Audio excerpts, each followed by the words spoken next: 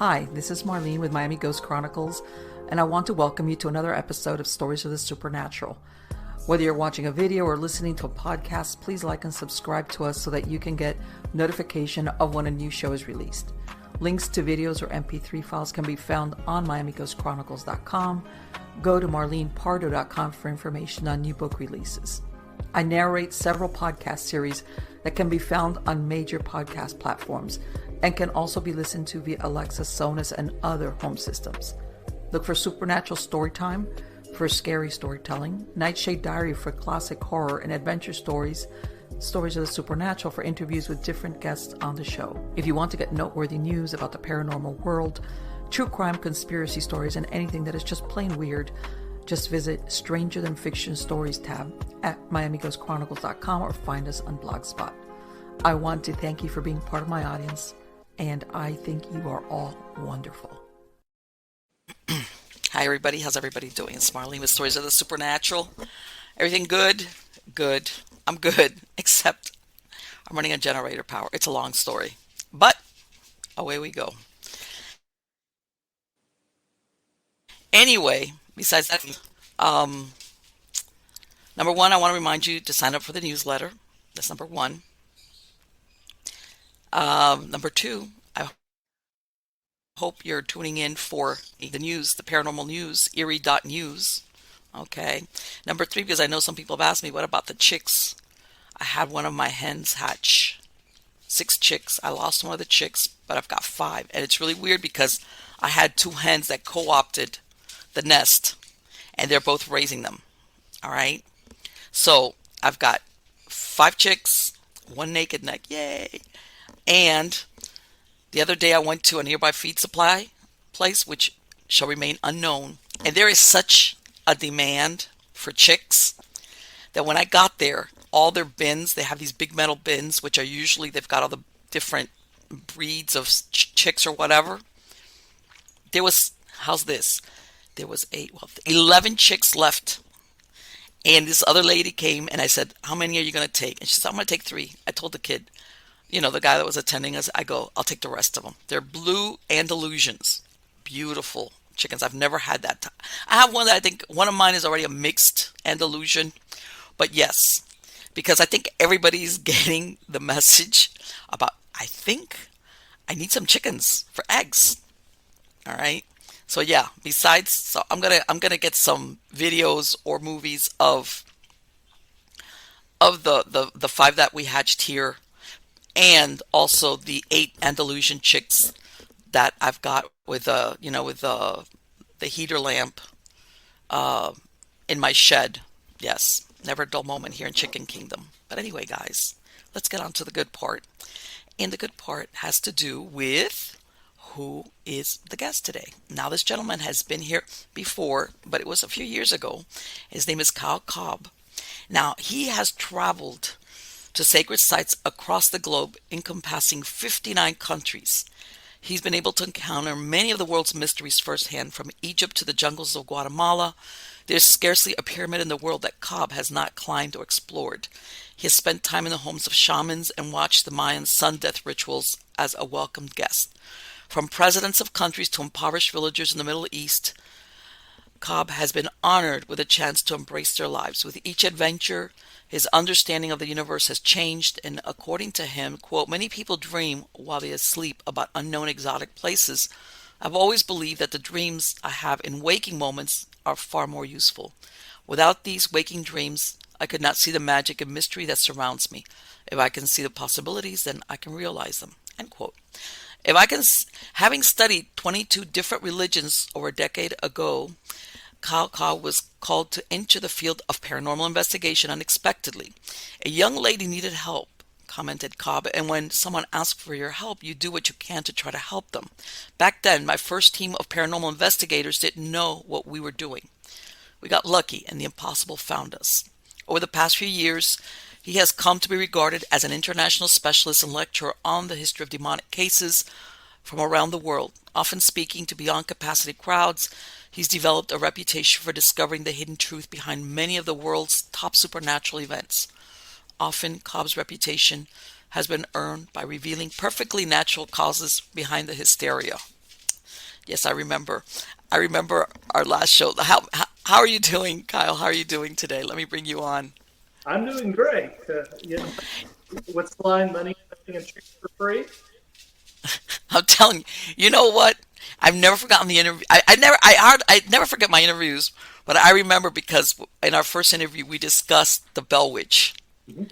and you shed a lot of light about all the stuff going on around the Bell Witch, as far as how how truthful it is. In other words, because that's a very well known haunted story, things like that. And even now, I believe they still have people come and tour there, right?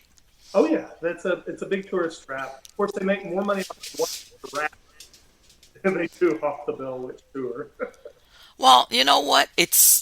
I guess because it was documented, from what I understand, way back then, and supposedly credible citizens put in their 2 cents worth, and then it took off from there. But I remember in our conversation, a lot of the factual history concerning the witch was not really that accurate as to who she was historically, in other words.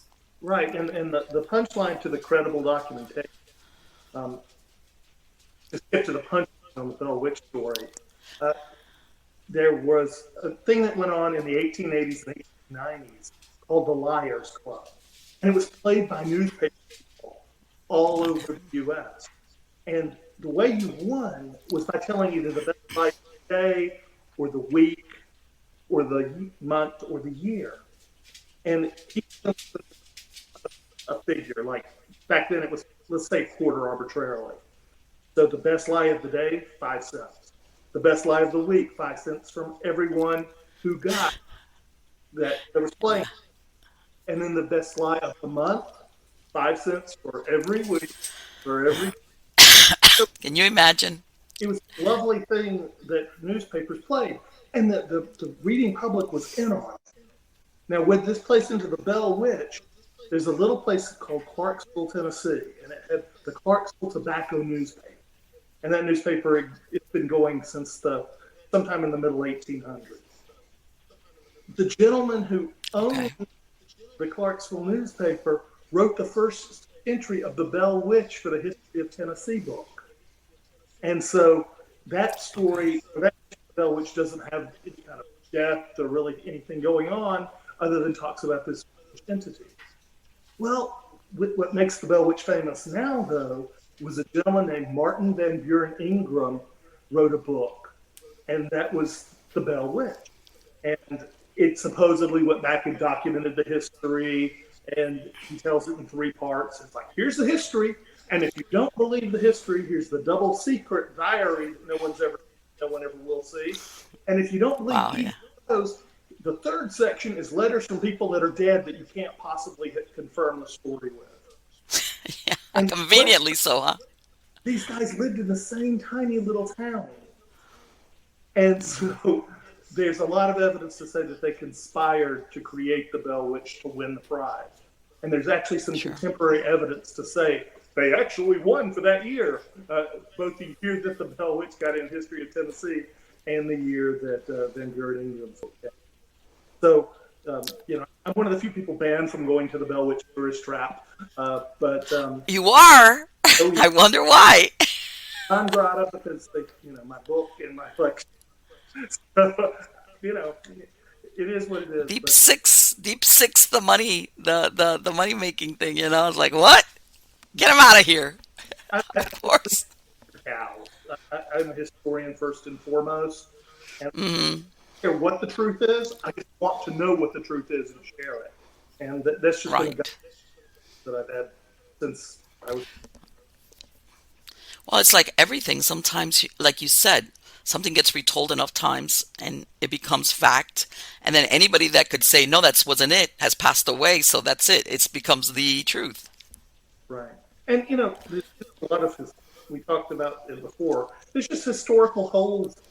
One of the big claims to fame is Andrew Jackson went, and Right. Yes. well, he was a famous general at the time, and he had a secretary that literally kept a log of his every activity. Okay. And we know for a fact that during the alleged period of the Bell Witch, He was nowhere in the area. So it's things like that that it starts to fall apart. The entity in the Bell Witch is referred to as Katie Batts. Right. And part of that is, it turns out when you dig in the historical records, she was actually the sister-in-law of John Bell. And Right. She was family. yeah, she wasn't rich like the Bell Witch bookmaker. She didn't own slaves, which the Bell Witch book claimed.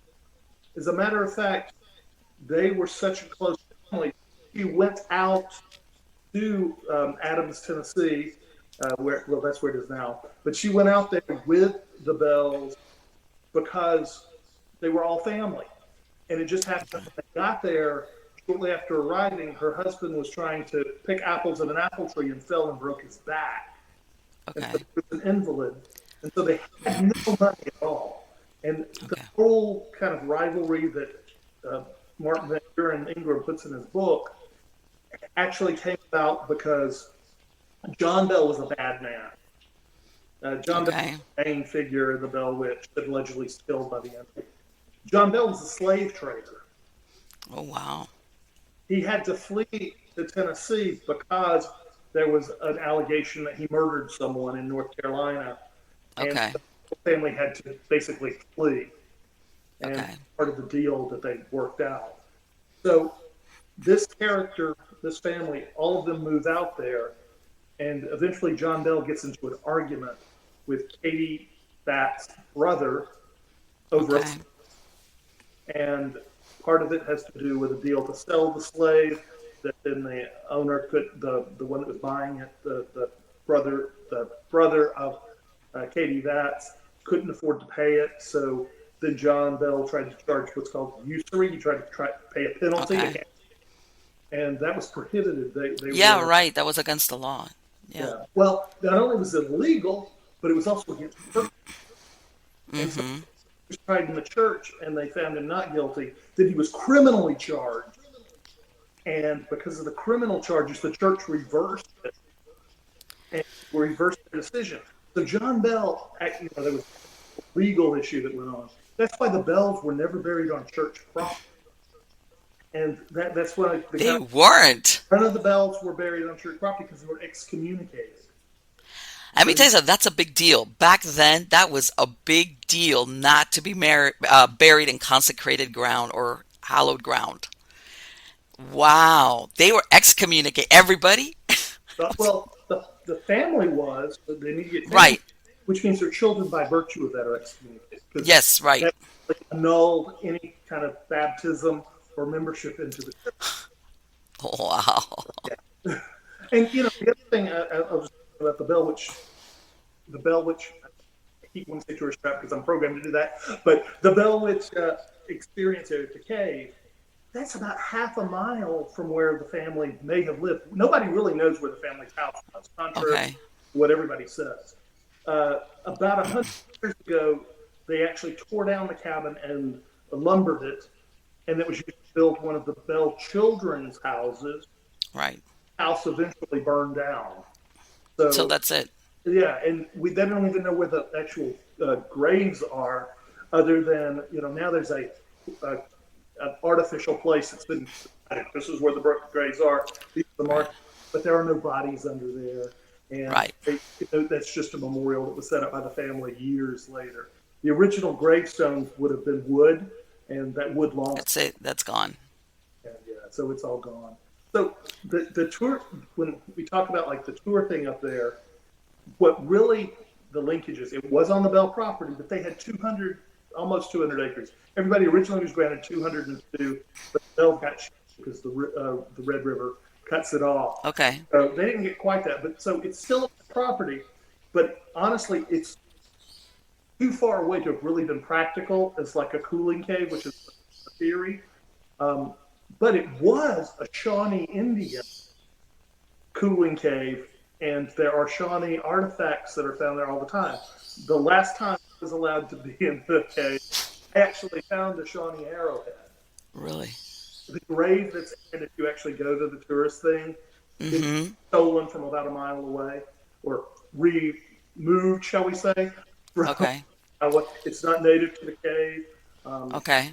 But in and of itself, the cave's a really cool cave. It just has nothing. Right. Right, because supposedly these caves are the source of the Bell Witch, whatever the spirit was. This is supposedly, yeah. Uh-huh. Just like most of Tennessee, there's tons of the limestone caves that snake their way through that state. And this just happens to be one of them, and it's accessible from a large entry at the river. So, there's most of the caves are inaccessible. Let me ask you something. This guy that wrote that book, why do you, obviously, why did he come up with that idea of all things? Was it just he just thought, okay, like you said, it was a conspiracy in the town? Yeah, it was Ingram and Mr. Goodpasture knew each other. Like I said, they were in their little town, kind of looking for a story, and that was just down the road from Athens, Tennessee. Okay. And you're late 80s, 1890s when this became a reality. And the Bell Witch was supposedly a story from 1814 to the 1820s. Right. And it was just something that historically there were always kind of ghost stories and stuff lingering around Tennessee in general.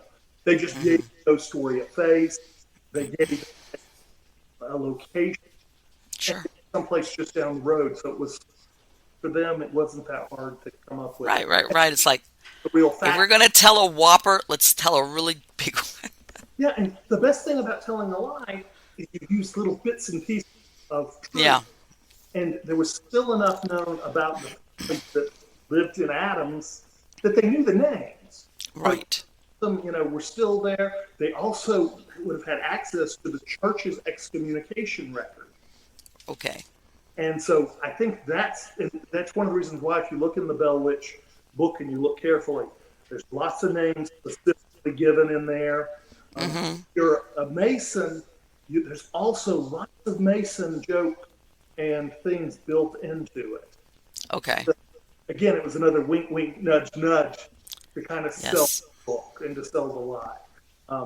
And, it's just like a lot of stories that maybe being told as a tall tale. Takes on a life of its own, huh? Yeah. Is the family that's there, are they descendants of the Bell family or no? Yeah, there are, but because you have to remember it's the generation twin. Right, yeah. Multiply. So yeah, we actually have one that regularly works with me in some of the events that we do in Tennessee as well. So yeah, it's the family's there, the descendants of them, and like Betsy moved way away. She went down to I believe it was Mississippi, and she was the female focused on the story. But yeah, the Bells have lived in that area for generations, and some of them are still living in northern Tennessee. And I have the pleasure of knowing one of them and meeting several of them actually. There you go. God, talk about things like you never know how far they're going to go. Because it's been so publicized that it's taken on a life of its own. I want to say it's one of the most well-known, recognizable. You say the Bell Witch, and like people go, "Oh yeah, I've heard of that." Well, a lot of people though nowadays confuse it with the Blair Witch. Oh yes, right. Well, you know what? I wouldn't be surprised if there's people that say, "I wonder if it's the same thing." Like the. And I remember when that Blair Witch movie came out. I remember seeing it. It was like, wow, this is. It's like is this real? What is this? It was pretty neat the way they did that movie. Because it was that backwoods, like, people go in there and talk about a budget, a non-existent budget taking off, but let me which, by the way, sometimes I want to say the best thing about the Blair Witch Project, we're going to do a little, is that it lets you use your imagination. Right. Because a lot of these horror stories sometimes are so graphic that you don't need your imagination. It's like right there in front of you. Whereas the Blair Witch was that, the twig snapped, somebody goes outside and where'd they go? The stories that the people tell them gets everybody primed and their imagination is like, huh? It's like Hitchcock used to say. The mind is, far more than anything you can put on film. Let me ask you, I know you mentioned to me, and it'll come to my mind, that you said that there was another location. I want to say it's Tennessee or one of the Carolinas where there was a hotel that truly there was a haunting Yeah, involved in yeah. there. It's called the Thomas House Hotel. It's in Red Wheeling Springs, about 90 miles northeast of Nashville. And honestly, I've been doing stuff since I was 12 years old and doing paranormal a lot and demonology a lot. This is the most haunted location I've ever been to. And part of what makes it different is in that, right? So the first hotel that was in that area was built in the early 1890s. And that one eventually burned down, and another one was built on its place. And it was Red Wheeling Springs. No one knows what about it now, but it used to be the Las Vegas of its time Okay. during Prohibition, because it was so remote that you could drink. And so rich people from all over the United States flocked there for medicinal purposes. Yes. Uh-huh. Yeah. To And get cured. yeah, but what makes this site different? I mean, everybody likes to claim a haunting out of the old building, but what makes it different is from 1988 to 1992, a cult called Anzara owned it, and they actually owned several locations in the and apparently Anzara was what we refer to as the Armageddon cult. They believed that the world was Okay. at an end, and they tried to practice magic rituals, summoning rituals on the property. And we actually was able to find a single witness that was willing to talk, because she wasn't a member of the cult. She was just a hippie that was staying in the hotel. And what year was this? Did that happen? That they were 1988 through 1992. okay? So that's recent history. I mean, in the scope of things. Okay. And what makes it is that they were practicing these summonings because they thought that if they could summon a ghost or a demon or whatever, they thought that they could gain that secret knowledge to avoid this world end. And basically, it went from being a legitimate religion to, as money trouble started, though, they started conning people. And for 50,000 or 100,000 or whatever, you could talk to your dead relative. Wow. But what the reality is, from a paranormal perspective, apparently, every single person that died on that property was summoned back. And they're more concrete than any other location I've ever encountered. So Wow. they told us their names, and we've tracked them down. One of the most amazing figures there's about, I guess, 8 or 9 years ago, maybe a little longer than that, the first set of paranormal investigators got an EVP, and it was a little boy. And they talked with a real Appalachian accent. And at first, he was okay. But it's clearly to anybody who spent any time in the old Appalachia that it was an Appalachian accent. Okay. And he eventually told that over the years, he interacted with us regularly. And when you ask him how he died, sometimes he'll say, I was choked. Or sometimes he would say, I drowned. Or you'll say, how are you? And he'll say, I was cold. And you'll say, well, what happened? And he'll say, there was no lifeguard on duty. Well, he would also occasionally call out, we thought the name originally was Billy. He would say, Billy, are you here? Billy. Uh-huh. But we found his obituary, and then eventually I tracked his family and did all of that. And I found that his brother's name wasn't Billy, it was Willie. It was just the act. Okay. Billy was the actual lifeguard on duty when Edwin drowned. And what had happened, the official story, is Willie had left to go up to the hotel to get sandwiches from the dining room. And his brother drowned in the pool. However, in the different times I've been, because I spent a lot of time there, it's a really cool place, and I don't go repeatedly, but I've spent over 108 nights in this hotel just because it's that cool. So I go to the town, I'll eat in the restaurant and stuff, and one day I met someone that knew Willie and had gone to school with him. Wow. And he was telling me, that Willie wasn't really up getting sandwiches. Willie was making out with the girl. I wouldn't be surprised. Yeah. So it's just amazing because Edwin will interact with you. Sometimes So let me ask you something. Is this the same hotel that's been there since it was what, turn of the century, all through the time it's been there? the original hotel burned down in around 1914, Okay. rebuilt, but Okay. it's been there 100 years now. So it's been there all along. Okay, so it's got to have quite a history then, Yeah. as far as. And not only did Edwin will still do things like steal your keys, and sometimes Okay. he'll put them back, sometimes he'll just leave them at randomly.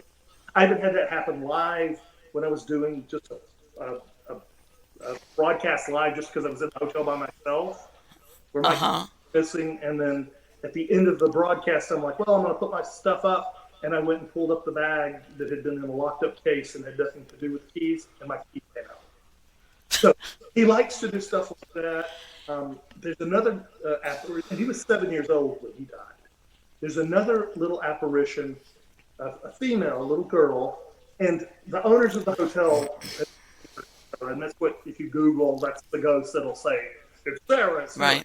However, contemporary when Edwin died, there was another little girl that was the same age as Edwin, but at 5 years old, she lived across the street, and her name was Robbie. And there was Robbie's house had, as I understand it, it was either a coal or a wood stove. And Okay. they opened it up, a spark came out, caught Robbie's robe, burned her up, burned the house up. They carried her, because she wasn't dead, over across the street to the hotel. And there weren't ambulances at that point. There weren't hospitals anywhere near it. 50, right toward the end of the 50s, around 59, I think. And so she died in the hotel lobby. Okay. And so she'll sing to you occasionally. You'll catch that. All right. Sometimes it's an EVP, sometimes it's just a disembodied voice. And she and Edwin will interact sometimes. So really cool there. There's also a male figure. Don't know a lot of information about him other than it's an apparition. But we've had him do disembodied voices. I mean, sometimes, like one example, we're investigating and say, hey, can you come over here and touch? I think it was like a Right. And he's like, no, come here. So let me ask you, how Yeah. close then was that religion, that Armageddon religion? How close were they in proximity to the hotel? They were in the hotel. They were in the hotel. Oh, As a matter of fact, when the current owners, all right, eventually they got out of town, and so the property's impounded, like for taxes and right. stuff. And eventually Okay. the current owners take it over. And when they took it over, there were things like in the tree out back, the old oak trees, they found folded up prayers that were in tinfoil. Okay. And miraculously, a little bit later, there was a random fire, and it burned all of them up. And when they pulled back part of the renovation, they pulled back the carpeting. There were circles made of feathers and other things. They didn't take. It freaked them out, so they didn't take photos of them. But there was apparently underneath different rugs and each feather and stuff. There's also still. So how long was that cult religion? How long were they there then? 4 years, 88 to 92, and never been able to figure out what they've done. Never been able to break it. So whatever they tried to do, somehow they found "quote unquote" real magic, if there's such a thing. And, Okay. Right, either by mistake or, yeah. So Sorry, audience. It's that I'm going to do my own little segue. I was doing a big burnout. I brought down one of my huge oaks. I had to otherwise. And I did a big, huge bonfire. And the smoke has gotten into my throat. And it's driving me crazy. So I usually don't do that show, but I can't help it. But anyway, you know what? I think that's so interesting because you were telling that thing that you were saying where they did something either on purpose or by accident. Basically trying to, because I've heard of some of these cults that use the discarnate spirits for divination or for whatever. Do you think that stirred things up, whatever it was that they did there? I think it brought whatever had died there back in a way that locked them. That's pretty It, sad. yeah, it's it's. I think it's almost for them like a perpetual loop. You know, Right. That's pretty Edwin sad. Edwin still behaves like he was a 7-year-old, and Right. he seems to kind of recognize folks, but not really, and Mm-hmm. so there's no real growth that's happening, but the interactions with him are just extraordinary, and Okay. like so different. One of the coolest things. There's a church on the property, and Okay. it's now collapsed. So that's the sad thing. We tried to say that we raised money to do it and Mm-hmm. tried, but it just had bad bones. And when they went to store it back up, it broke. But toward the very end, I had a group out in the church, and I would spend whole evening, Okay. hours in the church.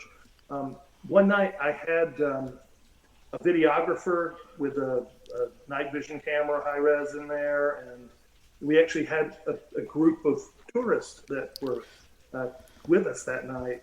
And Okay. I kept hearing some kind of moving around, and we had the doors of the church chained shut. So it was a little off kilter, so the actual door handle Mm-hmm. was taken off. And so instead of door handles, we had chains through them. And I heard some banging around. I said, okay, do something impressive. Show me that you're here. Open the door. And you hear the chains unraveling and the door. Okay. And that was impressive in and of itself. But I'm like, okay, Sure. ready to win, because I debunk a lot of stuff. So I go up to the doors. Again, I rechain them. And this time I take the lock. I don't lock it all the way because if it's fire, we would all die. But Right. the lock through 3 or 4 of the loops, and I put a chair in front of it too. Okay. I'm like, okay, that was impressive, but just to prove you're here, do it again. Right after I say that, again, you hear the chains unraveling. The chair goes flying to the side, and again, this is all in video, and Uh-huh. the doors fly open. Well, again, that would be really impressive twice in a row. Yes. Okay, do something impossible. Close the doors. And the doors, come back closed. Oh God. Okay. So it's just amazing the amount of activity there. And What's the history on that church? the church was built in 1890 with the original hotel. The original hotel that was there was wooden, and it had about 6 outlying additional cabins with it. Uh-huh.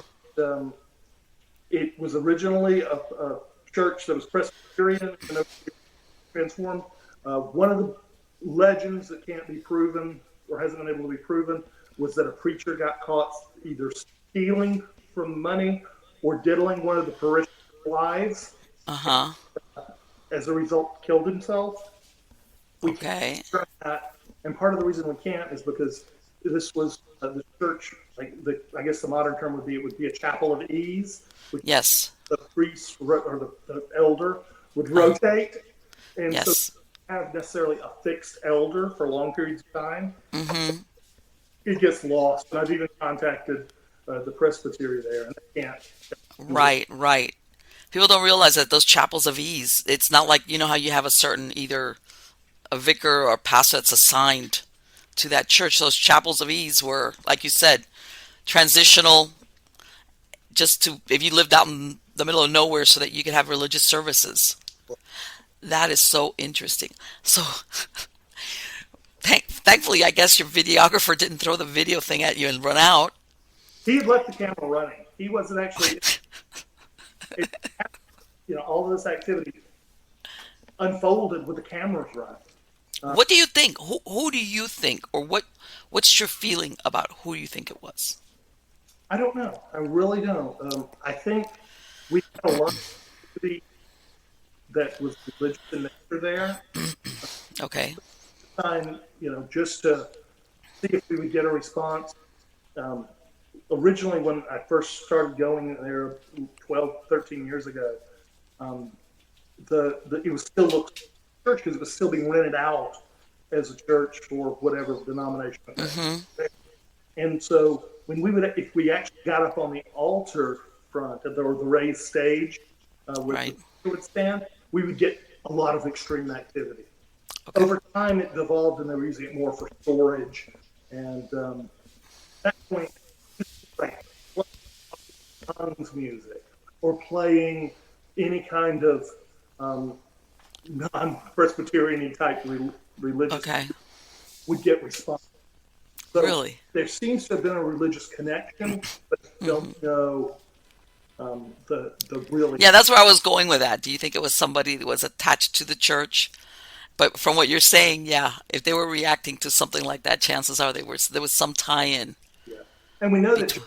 literally 20 yards, maybe 20 yards away, probably about 20 to 30 feet away, we know there was also a death. There was at one point, the hotel had its own bowling alley. And we know Okay. a drunk man came out of the bowling alley and was standing on the little bridge across the creek there that fell from the road, and he fell off, and hit his head and was killed. So we know he died right there too. So there's a whole history of deaths on the property. Let me tell you something. I have to laugh because sometimes people die and they lose their life in those stupidest ways. You know, But had too much to drink, you fall down. now I will tell you one of the other cool things though in my historical research. Yes. So, part of it is more than when I research go all in. So I went back and I researched the history of this area, literally going back to the time the Native Americans were still in the area, and trappers were in the area that became the hotel. Okay. Time in the roughly 70s, roughly, because that was still wild and woolly back then. Tennessee Okay. part of the thing, and they saw what's called will-o'-wisps. Now, for the Really? people who don't know what will-o'-wisps are, they're glowing balls of light. Yes. We would say today, if we were Zach Bagans and talking about a bug, we would call them orbs. But Right. Exactly. But that's not what they are. These were glowing balls of light at a time there was no electricity. Right. They were seen all throughout the area there. So technically, whether you believe they're paranormal, that's evidence that says, hey, there's been something going on there for hundreds of years. And it's also important to mention the whole town is on mineral springs. Five Wow. mineral springs. And that's It's a one of the- conductor. Yeah, and also the will-o'-the-wisp, sometimes people have, they say it'll lure you out into the forest. People following the will-o'-the-wisp. And before you know it, it's 411 missing 411. That's the last you heard of. And we have at the Thomas house, we have seen self-illuminated balls of light. Really? Not orbs even get with camera. Literally, I took it with butterflies, but in the rooms, light come up and hover, and sometimes they'll flash. Wow. With surprising regularity.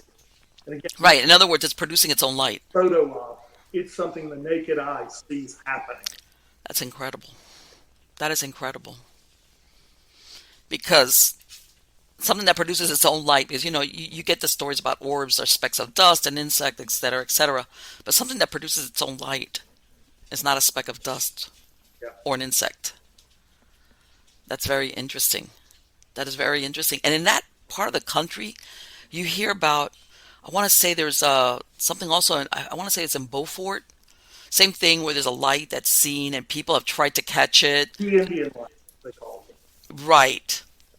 And it stays either, if you try to catch it, it always maintains a distance, the same distance. And they've never been able to explain exactly what it is or what causes it. And that's been there for quite a while, stuff like that.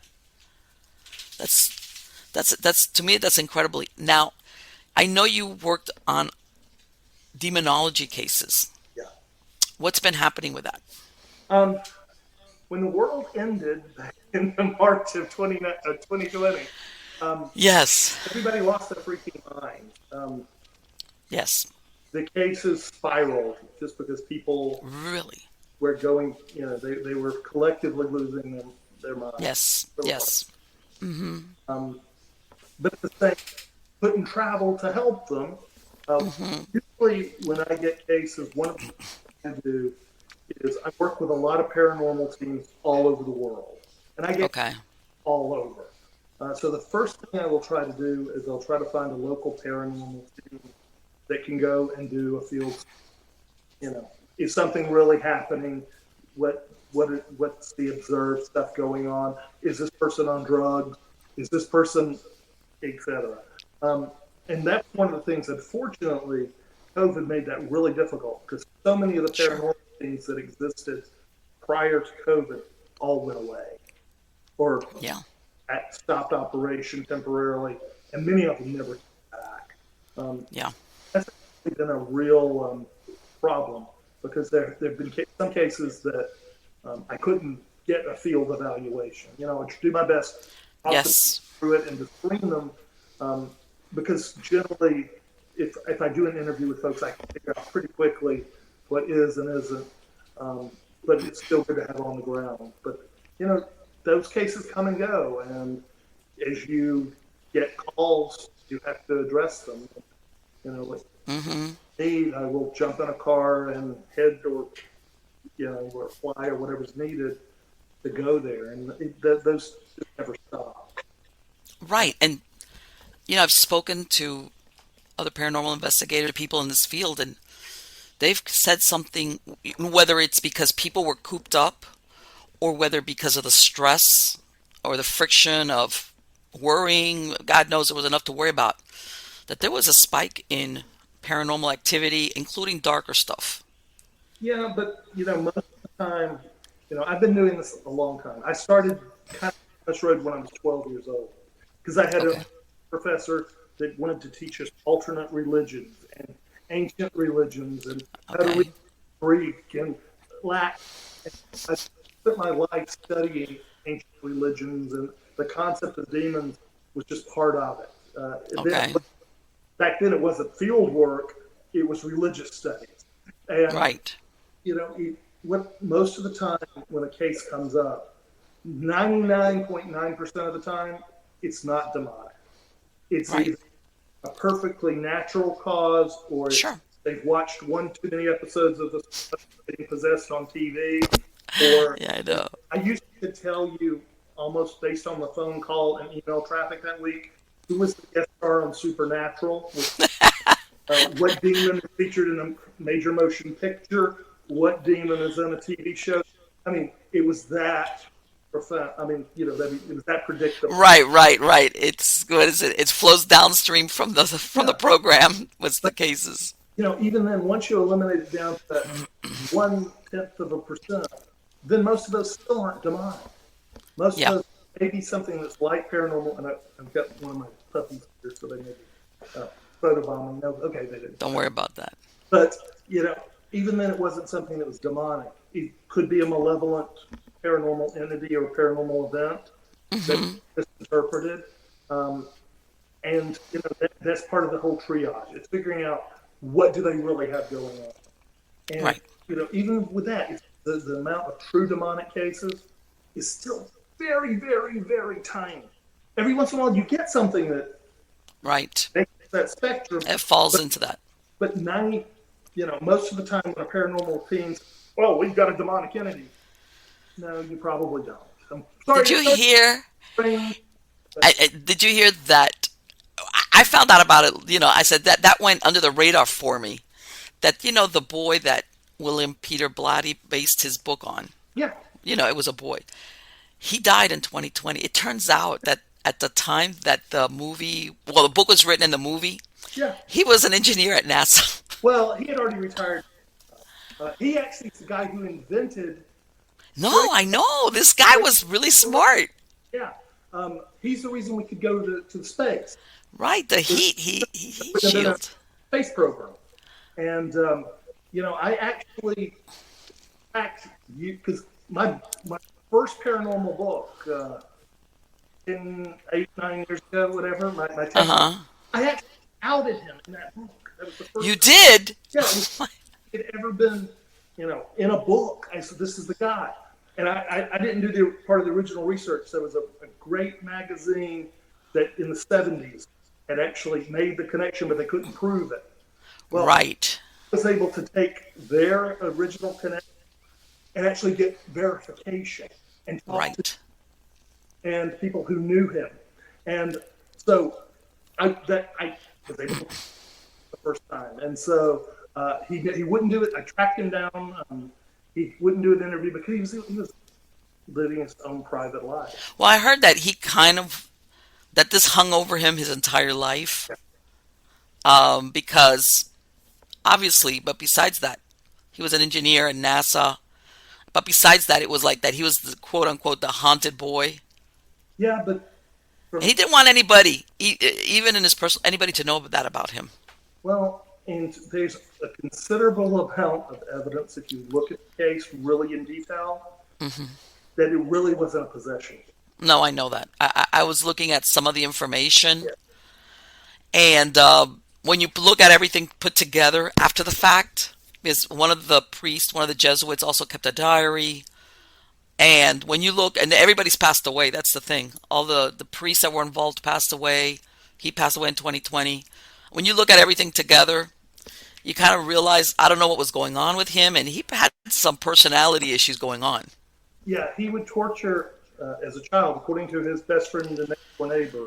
Right. He would capture animals and torture them, nail them to the tree live, and vivisect them.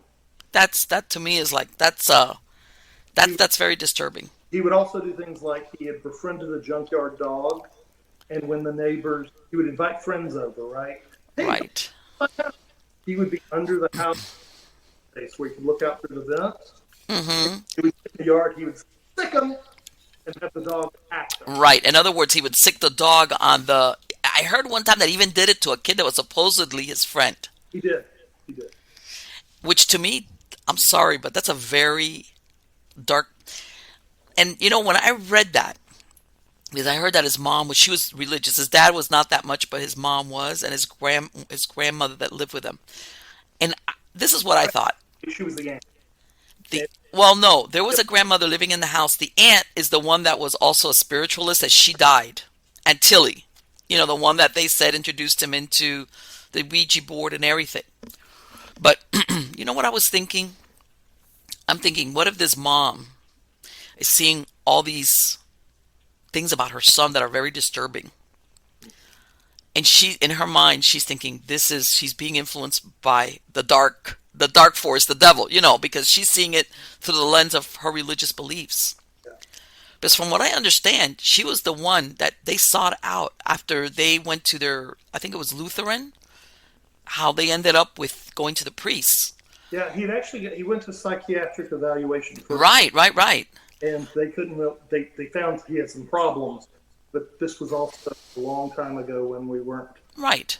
sophisticated.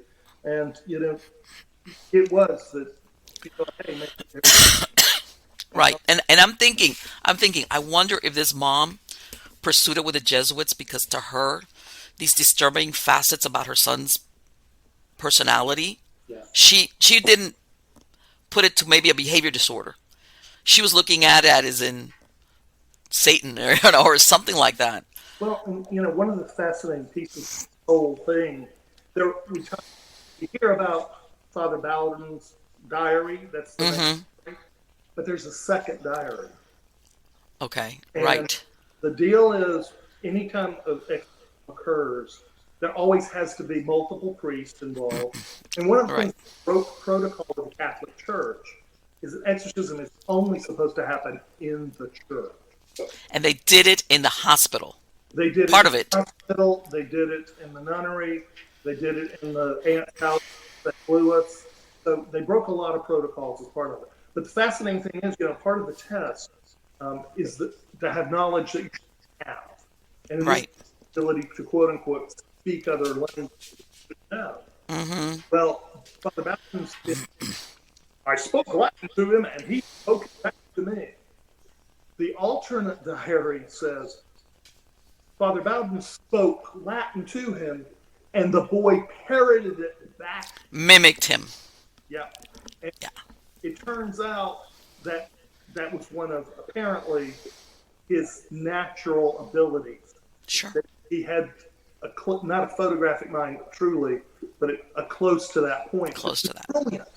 And so he just repeated back to them when he had just heard it. Right. And now one of the things, and I don't know, I heard about this, and I don't know how much of this is actually accurate or, how stories go. That that one of the times they did part of the exorcism at the Alexian Brothers Hospital, which, by the way, was an insane asylum also. Okay. And it was done on the 5th floor. And I heard that supposedly after he was exorcised, done, they still decided to close down that floor of the hospital.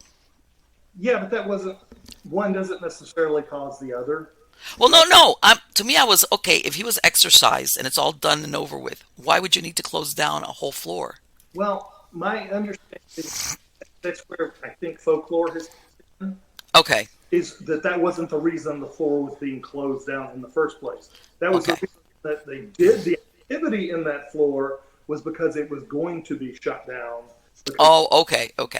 Itself over time become unsafe. And that was what my understanding is. That's what really happened. But over time, the legend grows, and it's like... Right, because to me, I was like, why would you shut down an entire floor in a hospital if this is...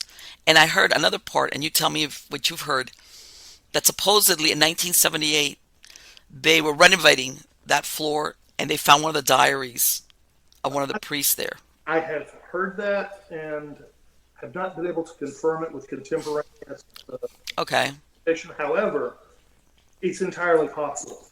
Because, again, my understanding is that area was not being actually used as a hospital anymore. It was just kind of a storage, and that eventually it was condemned and closed down, and no one had access to it anymore. So it's entirely possible. It's just like these days going through any previously shut down hospital if it hasn't been cleaned out, whether it's Waverly or whether it's like old South Pittsburgh Hospital. When you first go in there, if it hasn't been cleaned, you will find medical records going back. Right, they just leave stuff. They leave it because it was not worth the effort to get stuff that happened 30 years ago or out. So just leave them there, and somebody. And so, whether the diary was there or not doesn't really honestly matter because there's still a diary. And it's just a secondary copy of it. Why do you think the Jesuits that were doing this decided to break protocol and do the exorcism, like you said, out of the normal place that they were supposed to have done it? Because particularly at that time, exorcisms in general were frowned upon. I'm sure, yes. And they already had to get special permissions to do it. Right. The more they could do it out of public knowledge, and the more they could contain it, the less likely it was to cause any kind of problem. However, they then, later broke protocol because they spoke at a community center. Right, and the Washington Post wrote an article on it, which is the one that supposedly William Peter Blatty later on, caught a hold of. Well, and that was so it's like, how secret did they really? Well, I don't know. That article was actually like a 4th generation article that he saw. Right. A little bitty community center giving, and the question of demons came up. And I actually was able to track down the original publication. And so it took legs, and somebody else saw it and said, hey, I'm going to put it in my local newspaper. And then it eventually happened that way. But even then, some of the details that he had specifically given out about the location were deliberately false. Right. So the house or the area where some of it later on was talked about, and even in the Washington Post articles, that wasn't where any of this actually took place. Right. Yeah, they kind of, from the beginning, they kind of detoured a little bit. Yeah, and they also, always code name for him. He was, Roland, Roland Doe. Yeah, and What was the other one? There was another one that they gave him. what some Yeah, of the stuff referred to him as R, just right. R, just the initial R. so yeah, he was all Yeah, and I know that part I totally understand because he's a child, whichever. Even if he was a teenager, he was still underage. He was still considered a child. And one of the things that I read was that at the time of his death, he was estranged from his three children for years. And it makes me wonder. I wonder if he was just a really, maybe very smart, very intelligent. God knows if you work for NASA for 40 years and invent something like what he did for the space shuttles.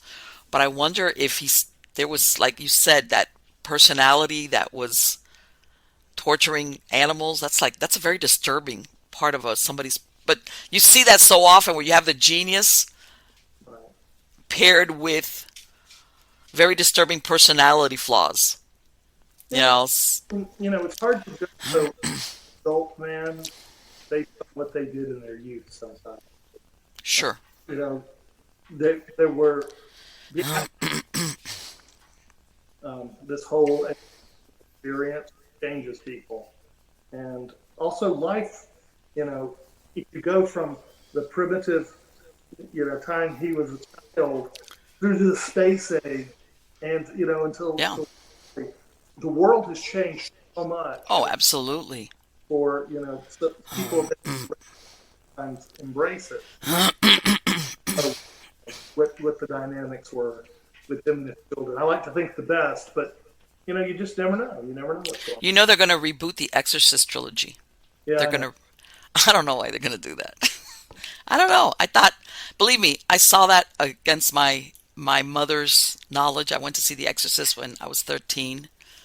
And I eventually had to fess up and tell her the truth because I wanted to sleep with her in her bed. And she was like, "What's wrong with you?"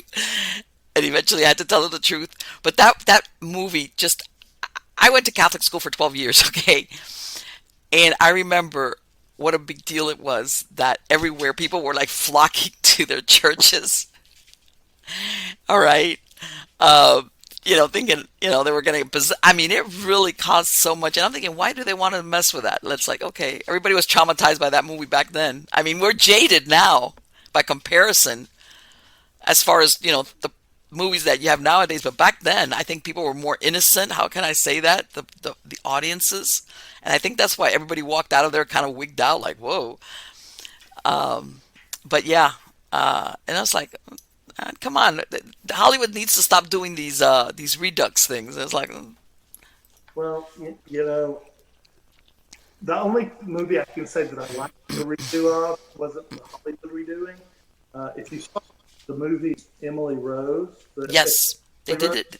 There's a German really version of it called Requiem, and that tells the story from a psychiatric perspective. And that's as close to truth as you can get. They did the same thing I did in that they took her diaries, scripts, and they used it to reconstruct her life. Okay. It's brilliant. It's a different film altogether because, again, you still have the whole priest involvement, the extra stuff, but they do it to you more as a truly a travesty. Where psychiatric problems were attributed to possession, which is horrible. Yeah, and so that's the one movie I've seen from a horror perspective that I went, this remake's awesome. Okay. And yes. So you have to read the subtitles if you don't speak German, but it's even at that top notch. I'm going to look that up. Because, like I said, a lot of... I know that they're trying to milk like a popular movie, and it's like, oh, don't do that. Come up with some fresh ideas.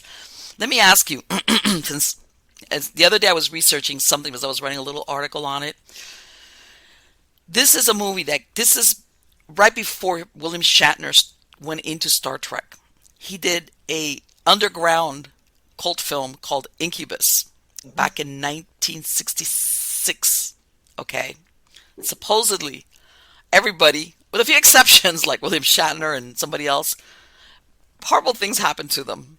All right, and it was one of those weird 1960s black and white film, and the characters had to talk in this made up language called Esperanto or something like that. And I wondered if you had ever heard anything about that, because a lot of weird things did happen to people right after they finished the film. And supposedly the film disappeared, like nobody could find it. And finally it was found in 1993. In other words, they didn't even release it in the US, and it was released in France, and then it just whoosh, and they found it in 1993 in France in one of these archives. And then it took off, and they kind of repackaged it. And I wanted to know if you had heard anything about it, because I don't know.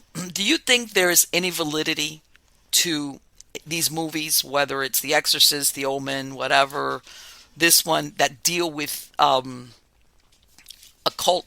Not that they deal, they actually do they're very realistic in their portrayal of either satanic masses, that people actually get cursed. Do you think that, or is that just people making up a good story? Part of it is actors in general, more so in the past than in the present.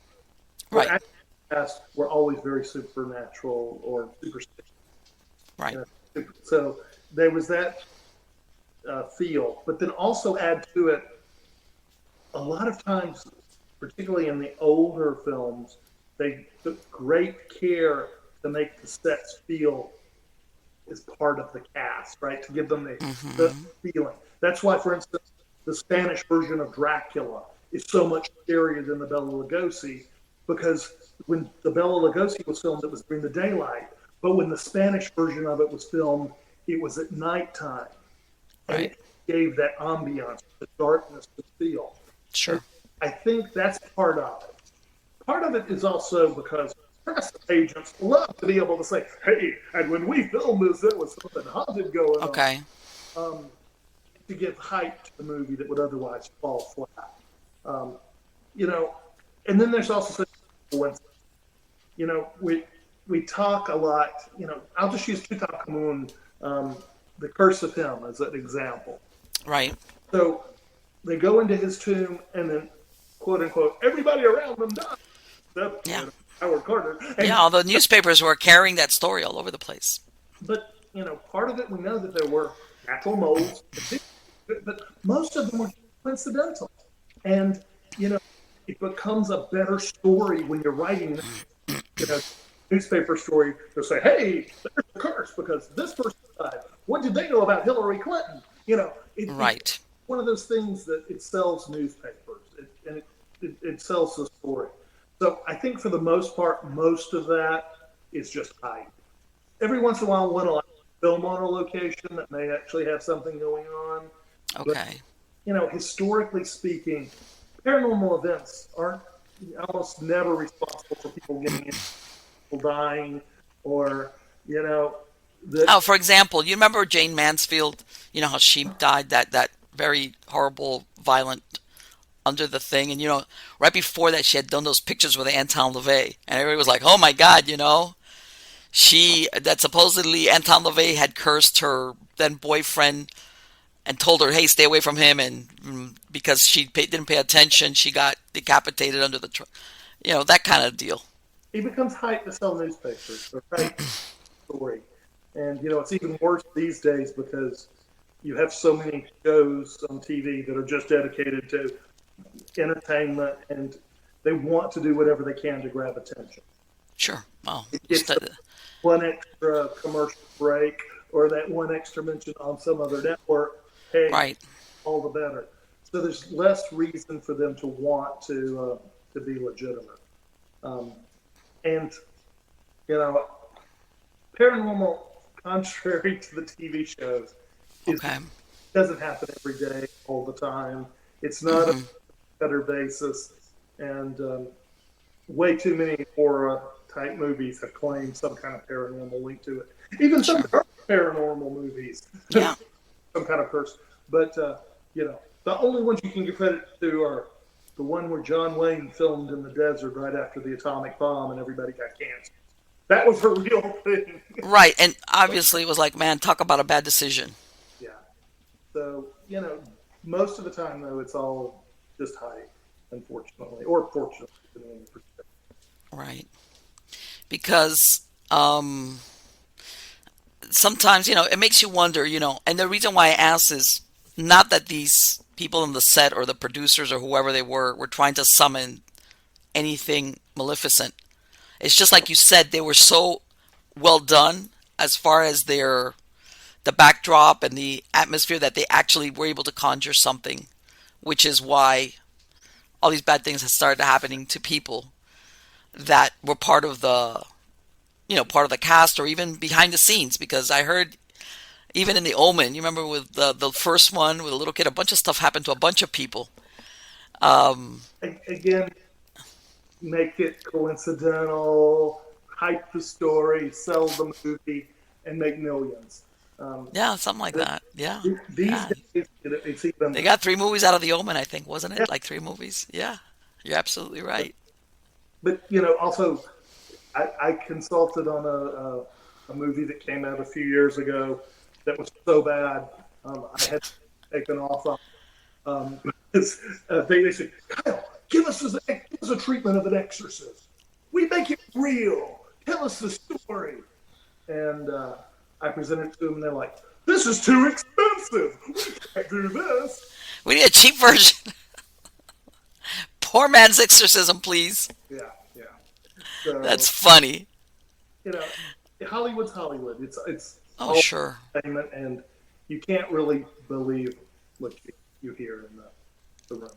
Well, you know what, and I'm sure you've seen that, Kyl. That just about every paranormal show out there, a regular dead person ghost is not exciting enough. Everything becomes a demon. Everything. It's like, come on, what happened to just a ghost?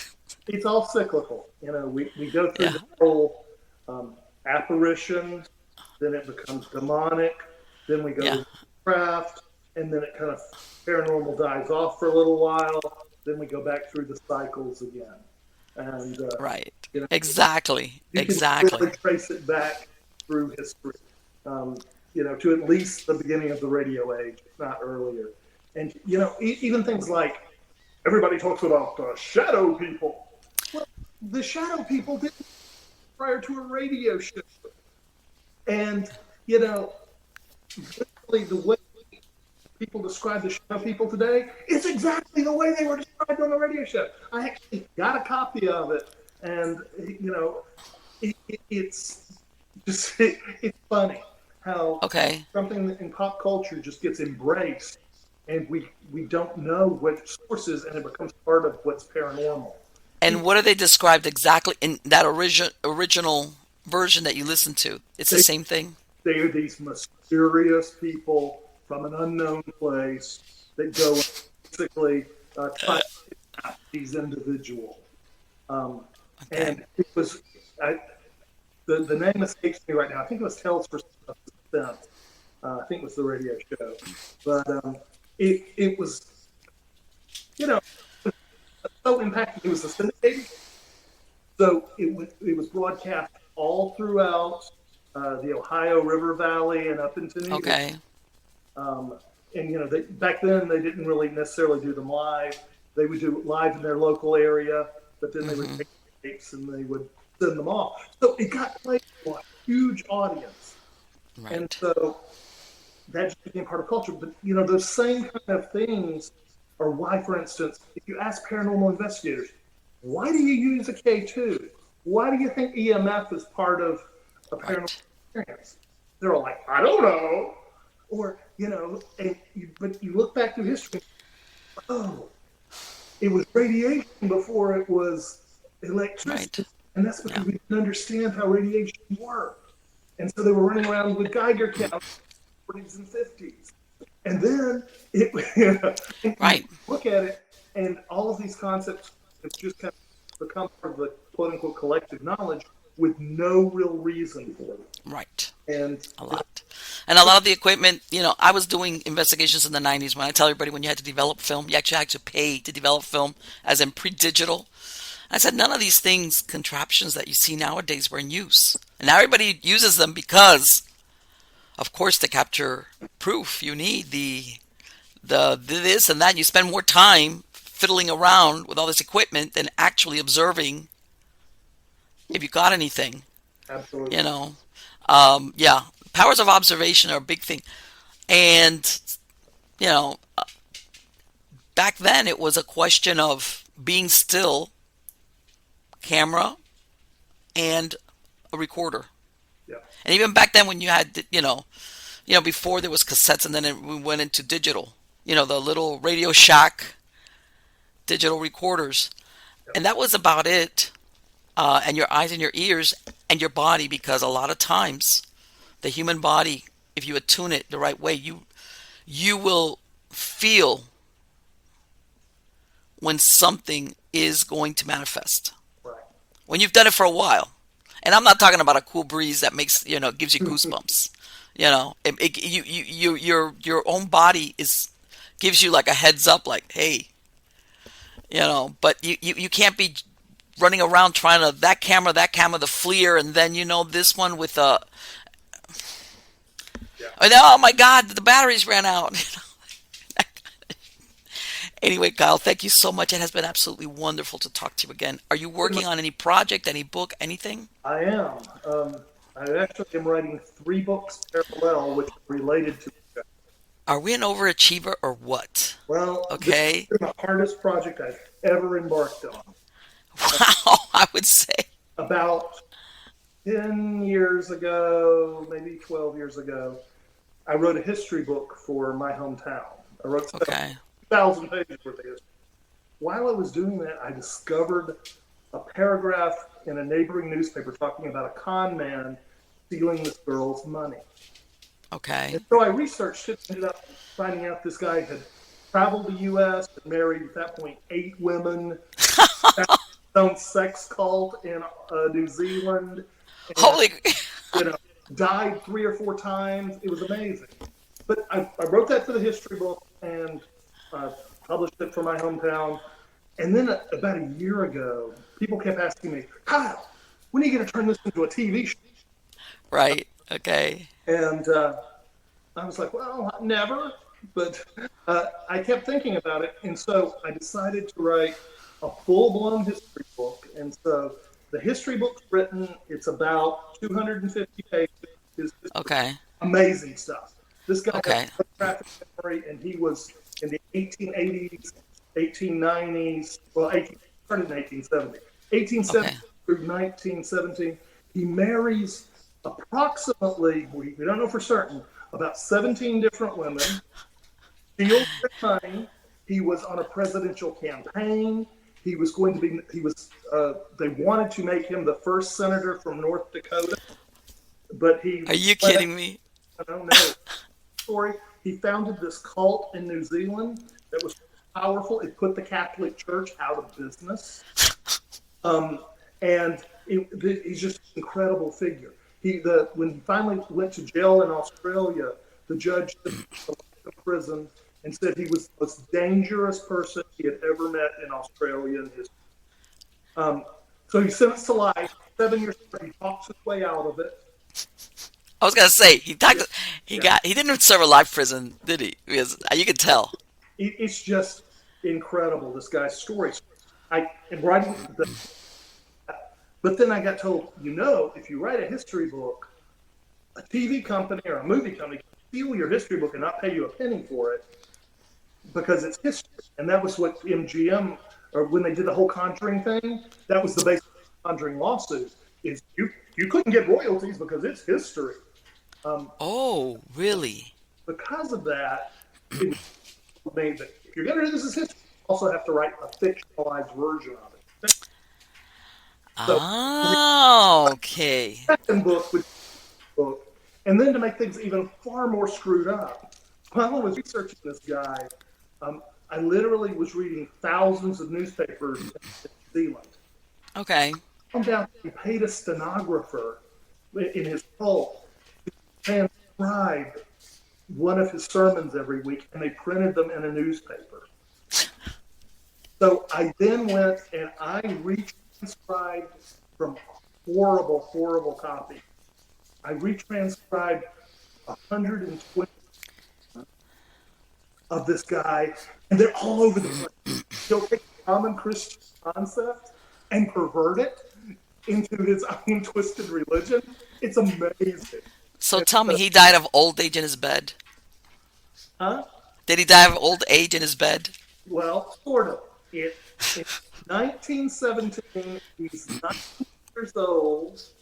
He's a preacher in Newburgh, New York, with wife and children, and he ends up doing a con job there to make more money, getting caught. He has to flee and goes to like the old age home for the Civil War and all that. He eventually gets arrested and goes to jail.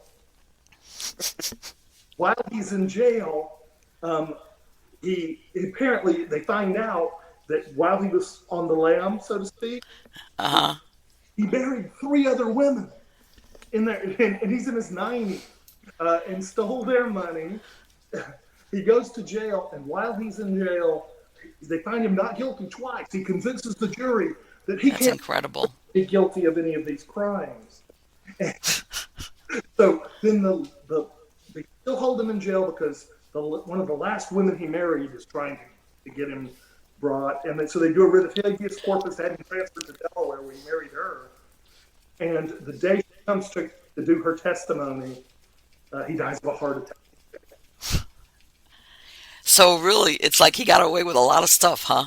They estimate that in 1890 money, he had absconded with somewhere between $1.5 and $2 million.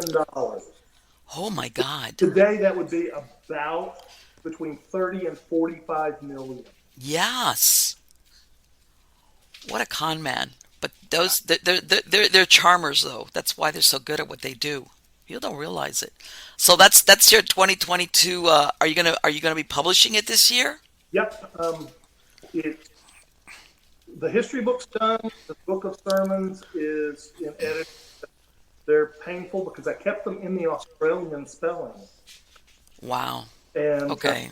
So that's in editing right now, and the fiction book is in progress. It's still got a long way to go, but this summer. Okay. Let me ask you, just for my podcast listeners, because I'll have a link to your website on the credits of the show, but what is your website address, Kyl? It's www.lastgasps.com. It's badly outdated, I'll be honest with you, because my software expired. The company doesn't make it anymore. Okay. But that's the best way. It's got a link up there. You can email me, or okay. If there's something going really, really bad, it even has my phone number. Absolutely. Okay, folks. Thank you so much, Kyl. You have been absolutely wonderful. You have to come back. Anytime. And we're going to talk about that book when you put it out, especially that con man. That's got to be fascinating. Hey, I love the mystery. Take care. Have a good day. You too. Wow. He is so interesting to me, at least, because we talked. Yeah, we talked, God. You know what, with this thing with the COVID, I've lost track of time. I want to say it's going to be 4 years ago, 3 years ago, 4 years ago. Yeah, what is that?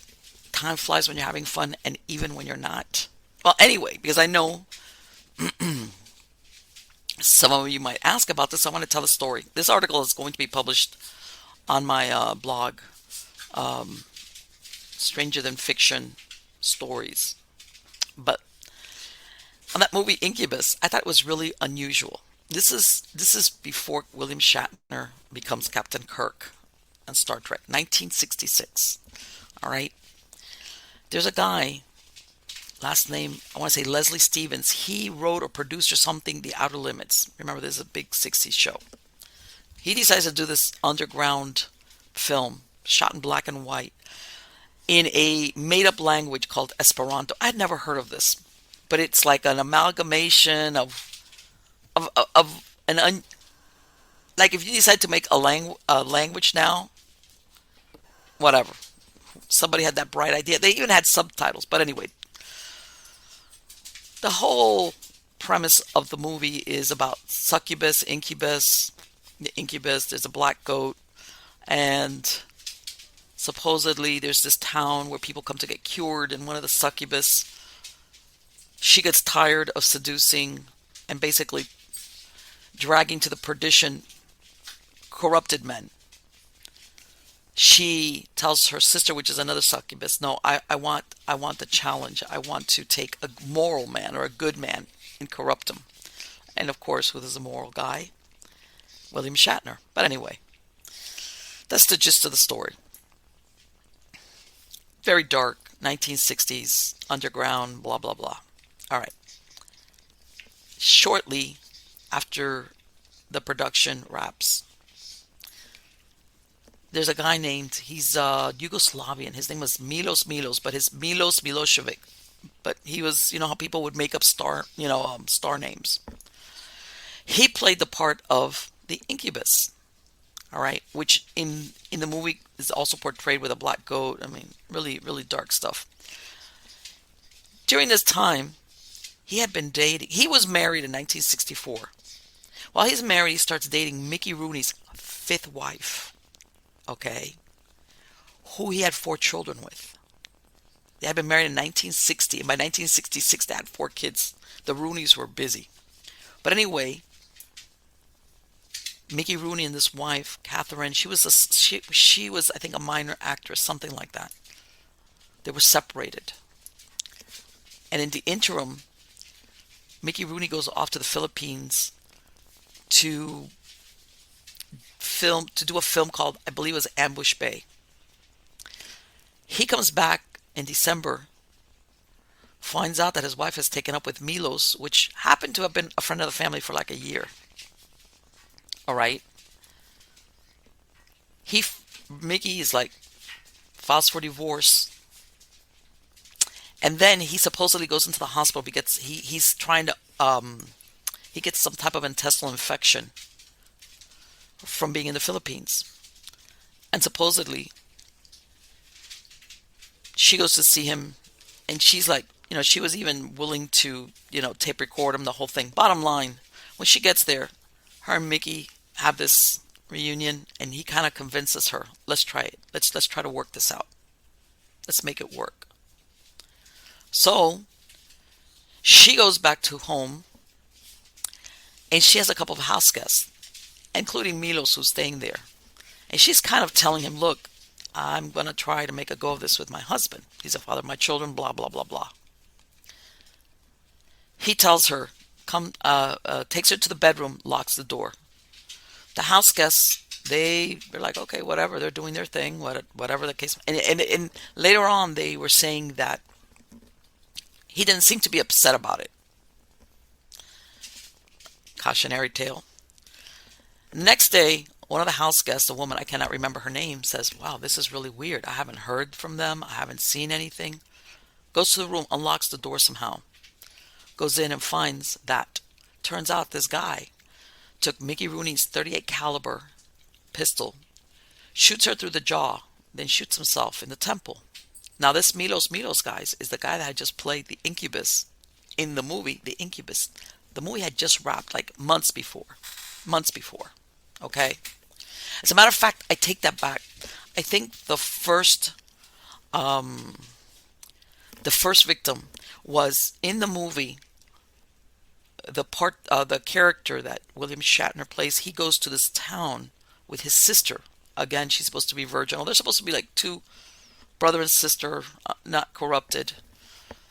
In the process somewhere, she goes blind. She's raped by the black goat, of all things. That actress is called Ann Atmar.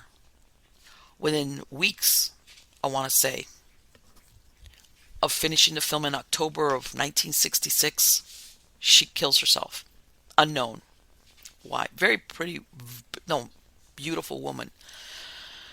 Supposedly she had done a couple of, I don't want to say nude photographs, but a little bit partially nude stuff. But anyway, She committed suicide. Nobody knows why, really. And there's very little publicized about what happened to her, how she did it, anything like that. Nothing whatsoever. That's the first one. Then January 67, we have this thing with Mickey Rooney's wife and Milos, who kills himself. All right. And as an aside, it's really funny because Milos, before he goes, at one time, I don't know if anybody's familiar with the 1960, there was a French actor named Alain de Leon. And he was a nice looking guy. He was like a French sex symbol. And at one point, this guy Milos had been his bodyguard and friend. And I guess he had come to America, had taken up with Rooney's wife. But in the meantime, right about the same time all of this is happening, Alain Delon has another bodyguard who's also Serbian, Yugoslavian, something like that. The guy in 1969, they end up finding his body, okay, in a rubbish dump on the outskirts of Paris. And supposedly there was this big scandal that came out that Alain Delon and a bunch of French government officials were all involved in these wild sex orgy parties, okay, where supposedly, I guess, Alain would have sex with everybody. And when I mean everybody, I mean everybody. And the BBC one time had an interview with him where they kind of asked him, because remember, this guy, he's very good looking.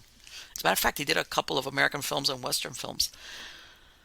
Hey, you know, we hear that you like to have sex with men. And he's like blowing it off. Like, it doesn't matter as long as they're love. If you love your goat, then you, like, in other words, it's like bestiality. This guy was, I'm thinking, man, here's another goat reference.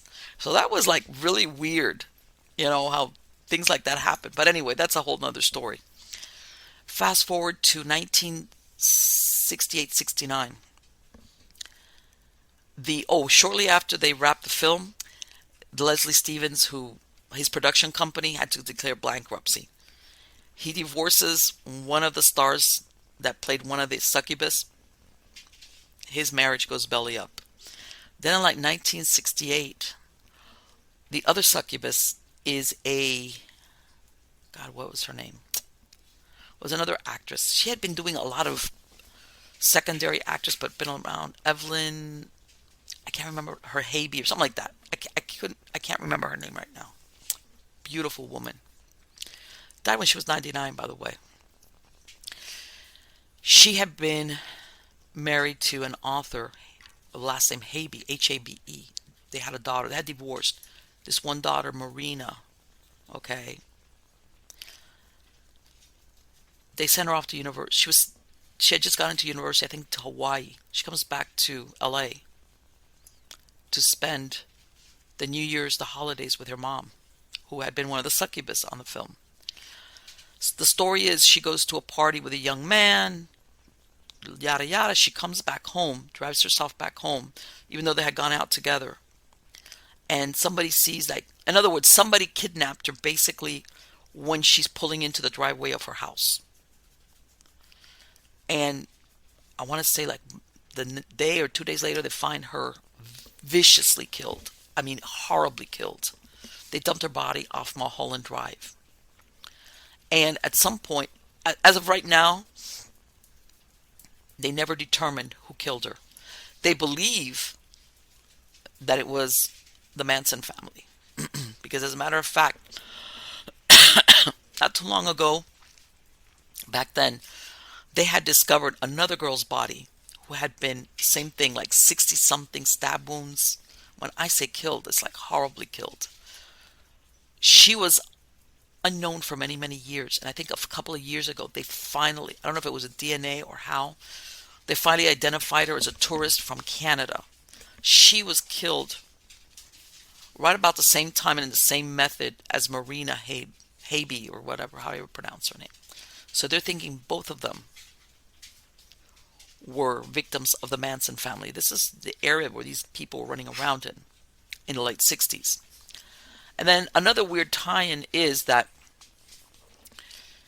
Sharon Tate with Roman Polanski both went to the premiere. of Incubus when it premiered at the San Francisco Film Festival. What happens to Sharon Tate in 1969? Well, in the meantime, Roman Polanski releases Rosemary's Baby. That's pretty dark there. And then in 1969, Sharon Tate gets killed with her child by the Manson family. And that's like that, I want to say within a 3-year span after that happened, after the release of that movie, all these, and I understand what Kyl is saying. Things happen. God knows. Sometimes the timing has nothing to do with, in other words, that there's no effect. But I'm telling you, that's pretty dark stuff, because it's not like somebody that says, well, you know what? This was an older actor and they died. It happens. You hear that sometimes. That's different. People sometimes their dying is not tied into anything with a movie, even if it was a dark movie. It's just their battery ran out. But when you have these people that are not dying from natural causes or even an illness, basically they're being killed, and savagely, by the way. Murder, suicide, murder, unsolved murder, very dark stuff. So there. Anyway, guys, don't forget to go to MiamiGhostChronicles.com. I've got links there to the videos, to the podcast versions of all the shows. Catch me on Erie.news. Try to put that out just about every day. Also, if you go to Erie.news, I have articles on there. So if the weird is your bag, baby, I'm sure you're going to find it there. And I've got a lot of fantastic guests.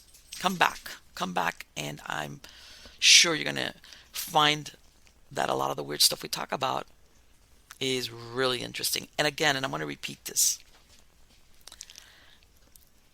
I know sometimes we're going through difficult times. For people, it's for different reasons, obviously. I think collectively as a whole, the last 2 years, more, I want to say since December of 2019, everybody's world has been rocked, some more than others. And it's been crazy, unexpected, not knowing. So step out and, free your mind from all these worries, if you have them, or just worries in general, whatever the case might be. And let's take, not the walk on the wild side per se, but the walk on the wild side with the paranormal and the weird, and suspend your disbelief. And sometimes, that helps us just to take a step backward and realize that life goes on and things will be worked out. Because sometimes if we get all caught up in just the negative or the worry or the, the anxiety of not knowing what's going to come next, what's going to happen, how's this going to work out. Again, everybody's different. Whatever, everybody's situation is different.